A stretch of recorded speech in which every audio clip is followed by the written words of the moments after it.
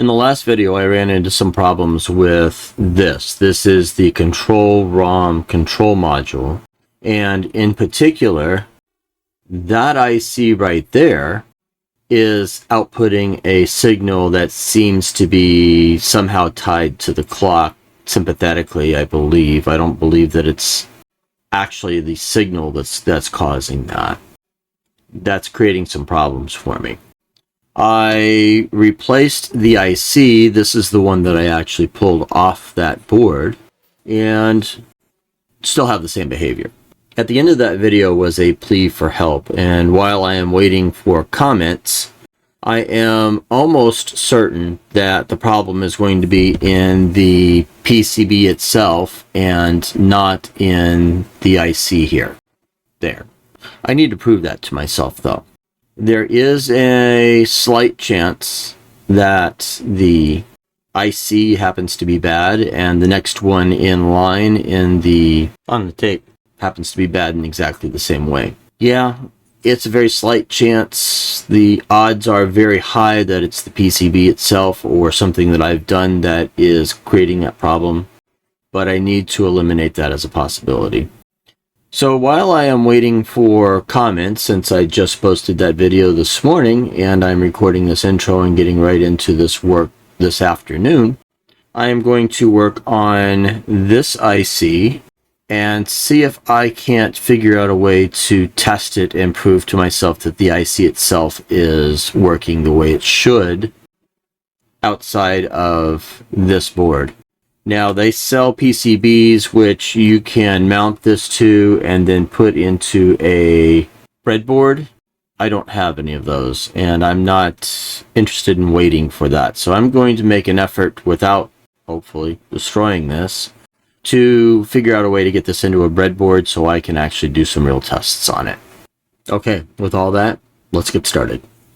Hi, I'm Adam. I'm still building a 16-bit computer from scratch. I'm no expert here. I make lots of mistakes. So many mistakes I've actually had to reboot my computer build. I hope you will find my journey interesting, and I hope you will join me as I learn along the way.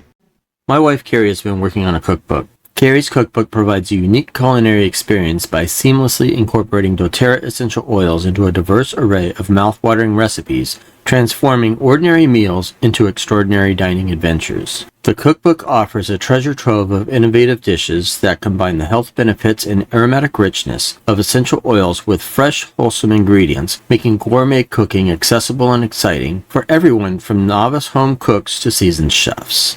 Each thoughtfully crafted recipe not only tantalizes the taste buds, but also promotes an overall well-being, harnessing the natural potency of pure essential oils such as lavender, lemon, peppermint, and basil.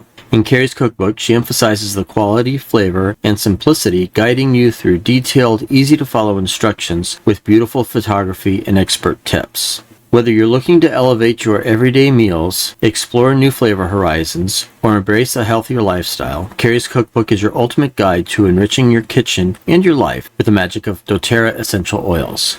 If you are interested, there's a link in the description.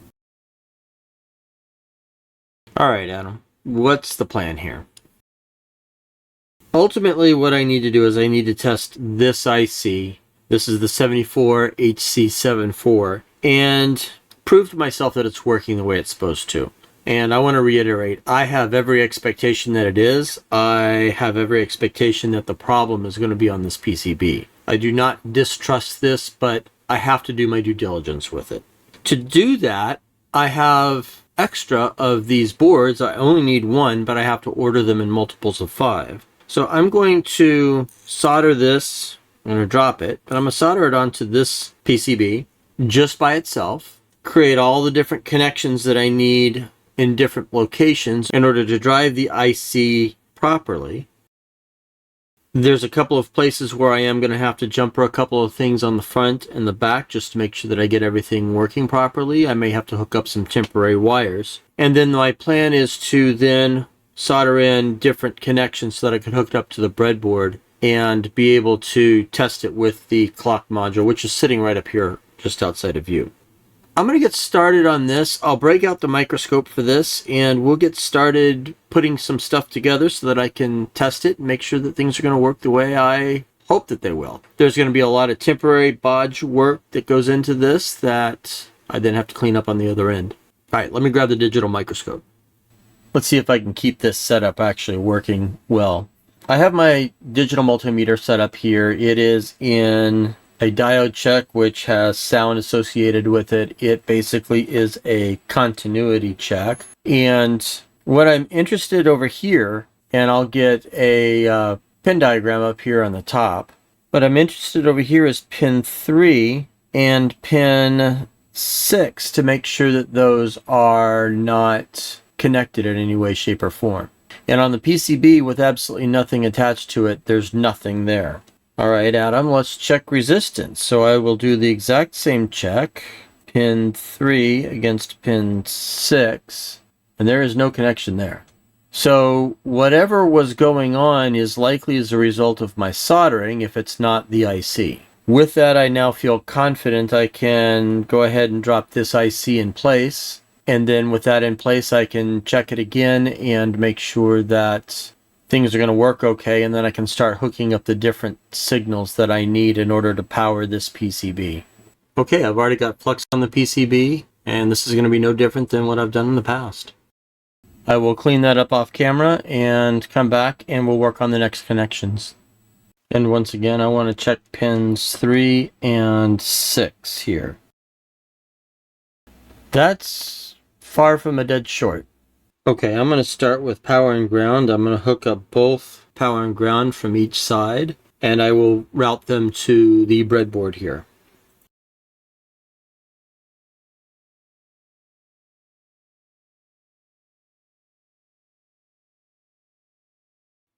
Okay, that completes power and ground. Now, I did fully mesh the ground here with the breadboard.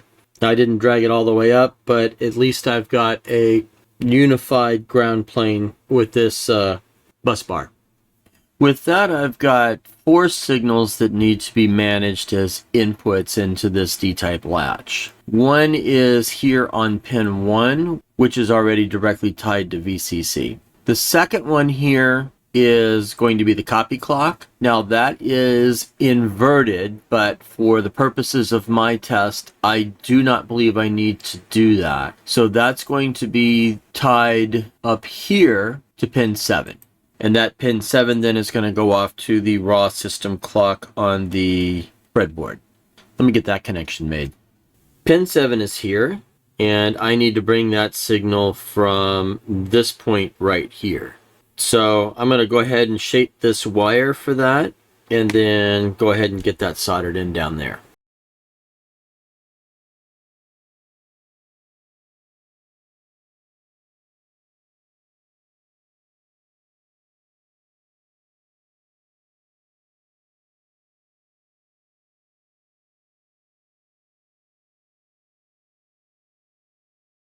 All right, that's the clock. Finally, I have 2 reset signals. This one here is actually coming off pin 1, and this signal here is inverted. Now, pin 2 is the data pin for the D-type latch. So ultimately, when I am done resetting and it latches with the reset in a low state, it should be reset in the high state and then going back low. QR inverted, or QR bar, was intended to be high, and it was ticking low with the clock cycle. So really pin 2 I want to tie low, so that on every single clock I am loading a 0 value in there, and then that should force QR bar high with every tick. So let me start with pin 2. That's going to be an actual bodge, and I'll bodge it off to this pad right here for now. Okay, I've got my wire wrap wire. This is 30 gauge, and so it's pretty small. And I'm going to tack that here onto pin 2, and then I'll wrap it around to that pad right there. That's a dedicated ground pad for a capacitor, so that should be good enough to take care of this. Let me see what I can do here.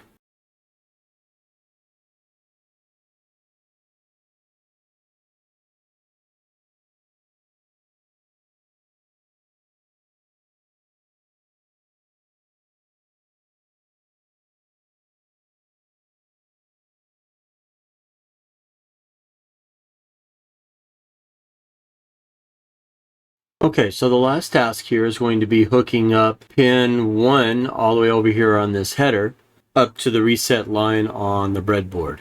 So that is going to be this pin right here, which needs to come up where I've dragged this jumper connection over. It's a relatively short connection.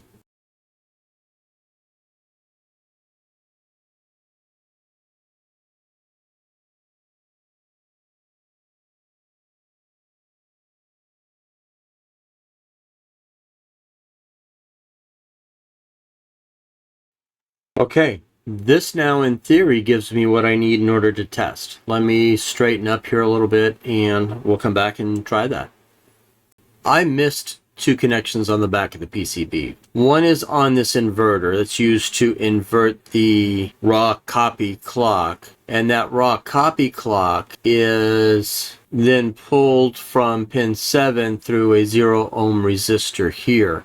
Rather than dropping in a 0 ohm resistor and run the risk of that actually not working, I am going to just put a jumper here and kind of bridge that. And then down here I will bridge pins 1 and 2 for the inverter down here. Both of these are on the back of the board. The inverter is here. Pin 1 is up here on this side. And so I just need to bridge pins 1 and 2. Now that should be relatively easy to do, one would think.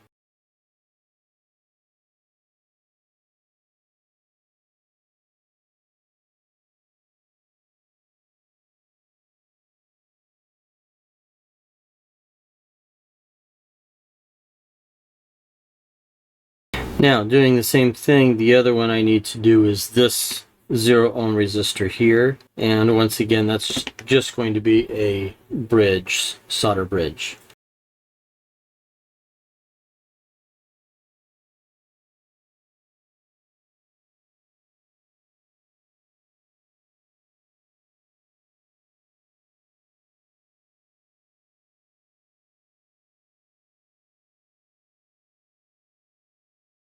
Now let's try to test.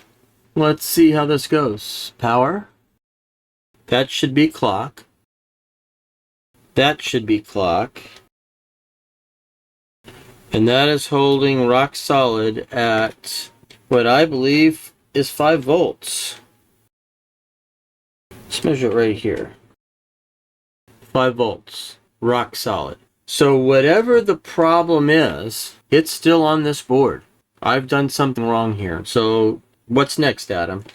Well, what's next is going to be to start taking some of the components off of that board and transferring over to this board and populating them slowly so that I can check individual components here and make sure that everything's working the way that I need it to. A couple of things that I've bodged in already that I need to undo and correct. One of them is going to be a NAND gate, one of them is going to be an inverter, which is on the back side, and one of them is going to be a 0 ohm resistor. So I will do those changes and test them, and we're going to go very slowly. Let's start by removing this bodge and see if that has any impact on what's going on here. Now I'm not going to get the output signal, but I can measure it here on the IC, which is what I have been doing so far. Then let's give that a shot. I should be able to measure this with the meter here. Let's put it on that side. Okay, that had no impact. So it's elsewhere other than the bodge. The bodge is really not my problem. Okay, with the 0 ohm resistor replaced, that's good. With the inverter installed, good. NAND gate placed, replacing that bodge, good. These two 0 ohm resistors, which are responsible for handling pull down on gate C for NAND 2 or U7, still good. Decoupling capacitors for both the front and the back, good. Shift register with its capacitor, still good. NAND gate 1 and its capacitor, still good. Okay, this down here is AND 2 with its capacitor, still 5 volts. Okay, this is the bits counter which is now fitted, and I still make it up to 5 volts. Okay, so I also want to do a little bit of probing on this one now. Pin 4 should be the clock which is performing the counting, and that's working. Pin 5 should be high, and it is. Pin 11 should be high, but that is also pulsing. So I need to figure out what's going on with that, because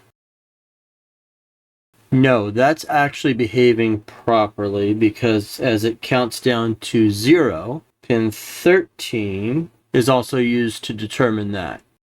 And then pin 14 should be high, and it is. That is working exactly the way that I need that to.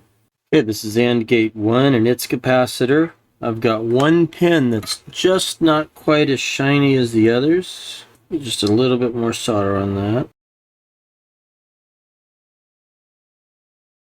Okay, still 5 volts. Okay, this is the lowest order nibble of the address counter IC. And again, I'm still at 5 volts. Now, again, I do also want to probe around a little bit here. And as I'm probing around, pin 5 should have my clock on it. Let's slide this up for you. Pin 5. And you can see that it is actually pulsing. Pin 11 should be high unless I am resetting, and then it should pulse slow. So that's working properly. Pin 12 is pulsing because it is the carry out. Borrow out is pin 13, and that's solid high. Clear is tied low. This is actually working just like I need it to. Okay, this is the second IC in the address chain, so this is the next least significant nibble. And the first thing I want to do is I want to just double check my voltage here. And that's still 5 volts, but I also want to probe just a little bit here as well. Once again, pin 5. Pin 5 is my effectively my clock. And pin 12 is my carry out. Pin 13 is high. Okay, this is the next nibble up in the food chain. Still 5 volts. And still counting. And my carry is still working. Borrow is properly high. Nice.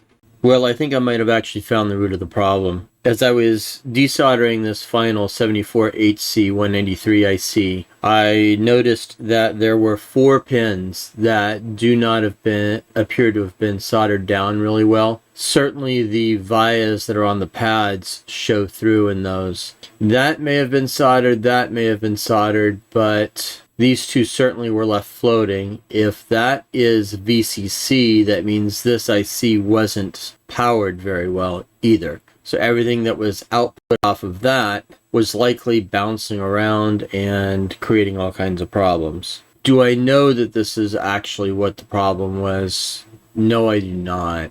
This is a borrow out, that's carry out. That carry out is actually used as a control signal to indicate when we're done copying.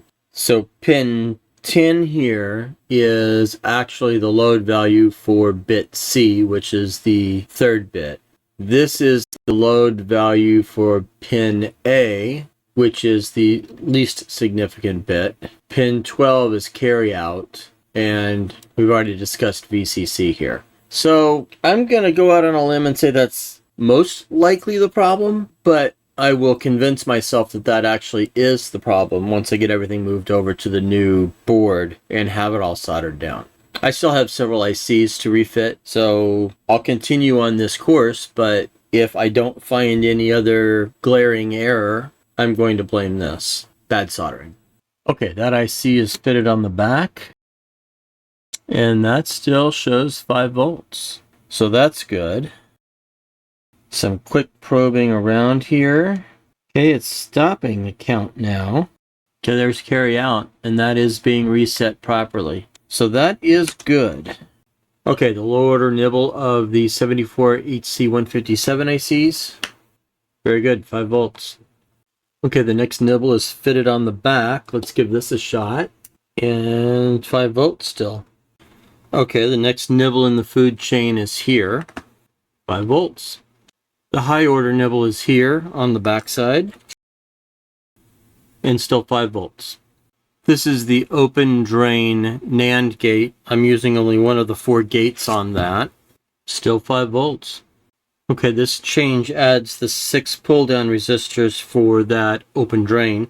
2 of them are on the back, and 4 of them are here on the front. Let's give that a shot. There it is, 5 volts. Okay, this is the OR gate, still 5 volts. And this then is the final AND gate with its 4 pull-down resistors or 0 ohm resistors tying to ground. The last components to go back on the board other than the pins, and 5 volts. Okay, pins, and then I do have a bodge yet to do on this. I'm going to do the bodge last. So let me get the pins on this, get this inserted back into the mid plane. I've managed to get this board soldered back onto its pins. It was every bit as fussy as it was the first time, and I'm not going to subject you to that. But I do want to go ahead and power this up. There is still a bodge that I need for one of the signals coming off of this IC up here to the pin header. So I don't expect this to work. But at the end of this, now that it's all hooked up and everything's being powered, I do want to make sure that this is 5 volts.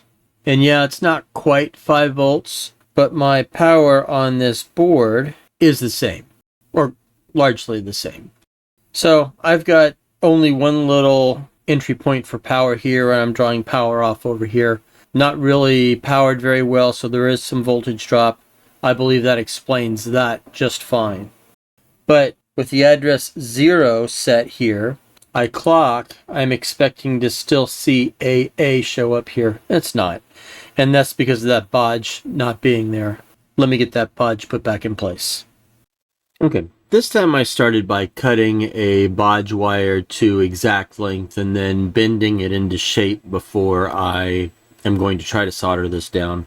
Now, technically this bodge can go to either pin 3 or pin 4 on this IC. They are joined together, and it looks like pin 4 may not be totally soldered down, or at least it has a different shadow line than the rest of them. So I'm going to address that while I'm in here as well.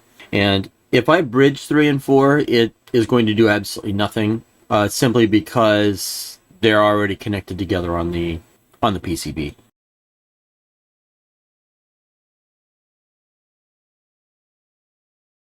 Well, I did not do a good job of bending this into position, so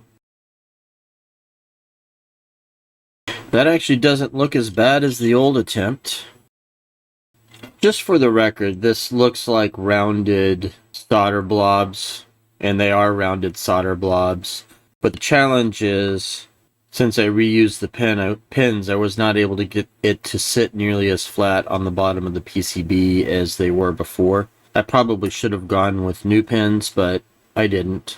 And so therefore, they don't stick through the PCB quite as well as they would have before. Now, pin 12 is 16, 15, 14, 13, 12. And right underneath this, I have to check and make sure that I get the right spot that I'm cutting here. I believe it's this one, which goes into this pin at an angle. So I believe it's right here just in front of the 01. And yes, pin 12 is right in front of the 01 on the silk screen there. So that is confirmed. So this is the trace I need to cut right here. Back on this side of the board, I'm just going to check continuity against pin 6. So pin 12 to pin 6 should not have direct continuity, and it no longer does. Let's give this a test and figure out exactly where I am at here. It was not without struggle to get this back in, but I did manage to get that taken care of. Let's put voltage. I'd love to see this work, but I'm not certain that I don't have another problem somewhere. And I've got another problem somewhere. So I guess the question is, what's really going on here? So is the problem here? Is the problem here? I don't yet know. Did I rehook everything up wrong? I don't yet know. Let's start with the simple tool. Let me get my logic probe.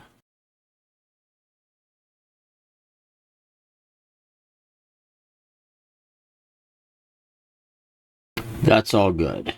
The output, if I check any two adjacent pins, they should be 0 and 1 if it's doing that correctly. And if I clock, that should trigger the latch. That's the SRAM chip enable. Low is active. That's good. SRAM output enable. Low is active. That's good. SRAM write enable. Low is active. That's good. VCC. That should be ground. This should be the CPU clock, which is good. I should have ground here. I should have ground here. This should be the copy clock. So this should be the clock coming from the...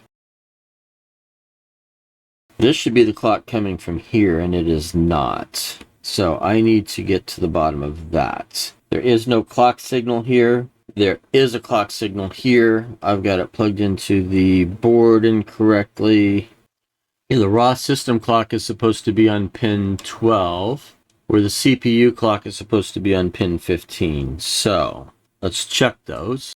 Pin 15 is supposed to be the CPU, the clock. That's good. The raw system clock is supposed to be on 12, and that is 16, 15, 14, 13, 12. That's correct. It's in the right spot. It's oscillating. It's oscillating there. It is not oscillating there.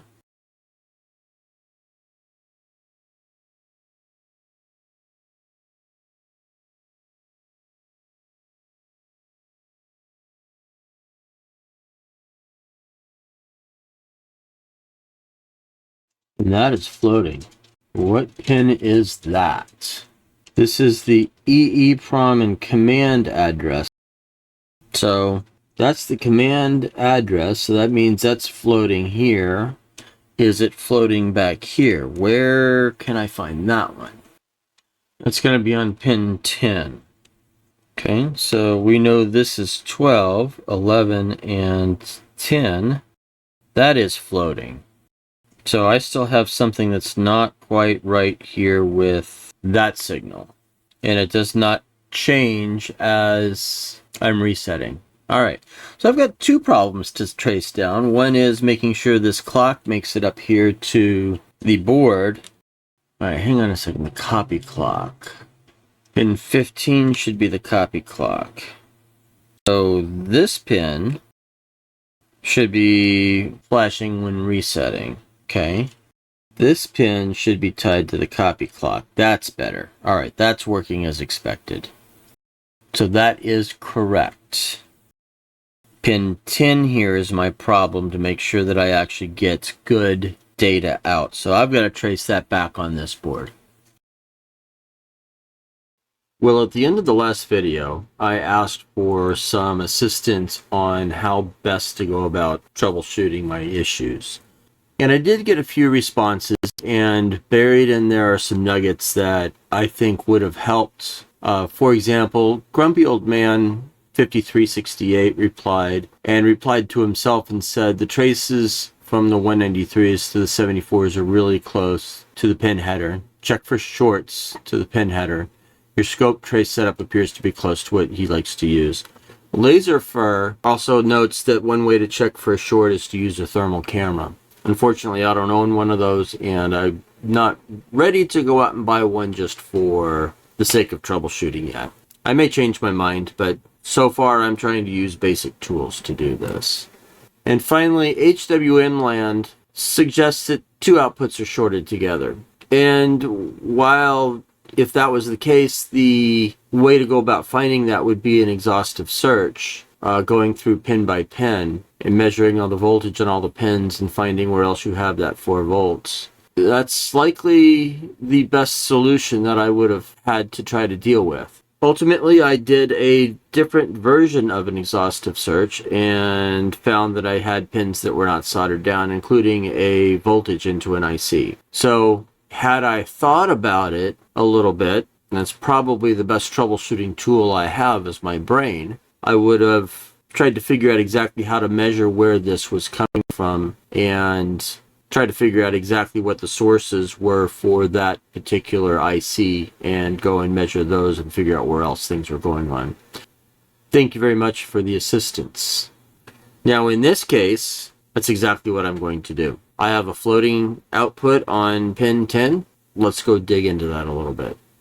Now where is pin 10 sourced from on this board?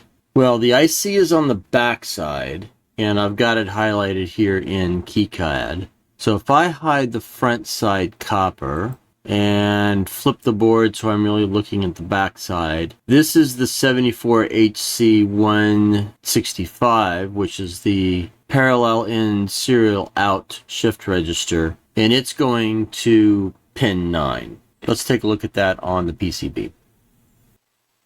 And yeah, that's the pin right there. And that's annoying because that's the same problem I had on the other board, which caused me to go down this rabbit hole moving ICs one at a time. Kind of makes me wonder if this pin is soldered down as well, and it is not, because I can get my... Well, it's literally up in the air, but it looks like it's attached to the pad. I'll add some solder to that, see if I can't get it to lay down a little bit better. I think that's good, but this one certainly is suspect, and it runs underneath this IC.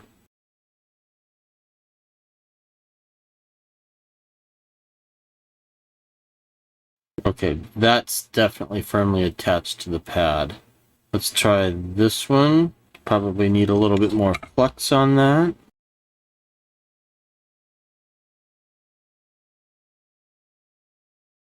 That certainly looks a lot better.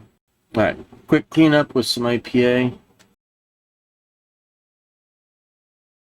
One more spot here.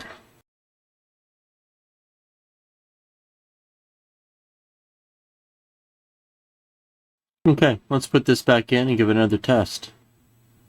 Now, I don't have any signal that shows me that I have come out of reset. The only thing I can do is try to clock. Now, I can take the clock output off of here and drive it there. And when it comes out of reset, it automatically is setting that.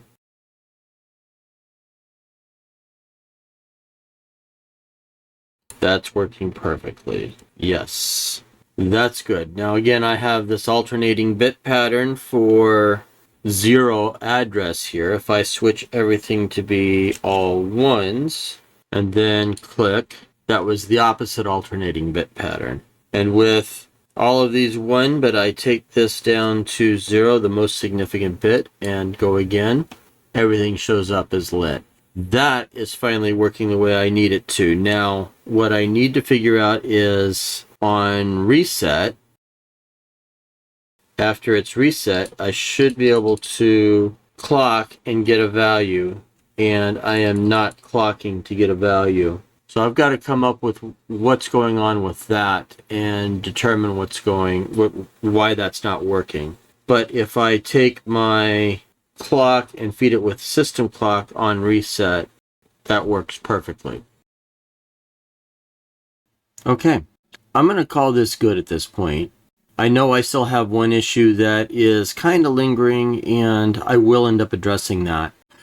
But I believe in order to properly address that, I need the reset circuit working. I don't believe it's a problem with the control logic mid-plane, control logic modules themselves. I believe it's actually in how I am holding the circuit in reset while it is going through its copy and then coming back out of reset. So while there may be a problem on the control logic control, I'm not going to respin that just yet until I actually have a reset circuit that I can actually prove actually does what I want it to do. There may yet still be another issue there, but I doubt it's going to have anything to do with the control ROM modules themselves. I have 15 more of these that I need to test, and I need to get them plugged into the board. I need to get them tested. I need to make sure that they're all working properly. I'm assuming that you don't want to see me do the same thing over and over again, so I will work on those off camera and then circle back around and report the results of all of that. I won't fix anything. I'll just identify what the problems are. So unless I have a bunch of control ROM modules I have to debug, which we'll do together, I'm going to start working on the next video on the reset circuit. One final housekeeping note here. Unfortunately, my work has been exceptionally busy, and I have not had the time in the evenings that I normally do have. And I apologize for not keeping up with the videos as regularly as I would like. Unfortunately, this is likely to last through the end of the year and probably into next year. I'm going to continue to produce the videos, but they are unfortunately not going to be at the cadence that I have been in the past. I still strive for every 2 weeks at this point, but it may end up being every 3, unfortunately. So, thank you for hanging out with me, and thank you for your time, and we'll see you soon.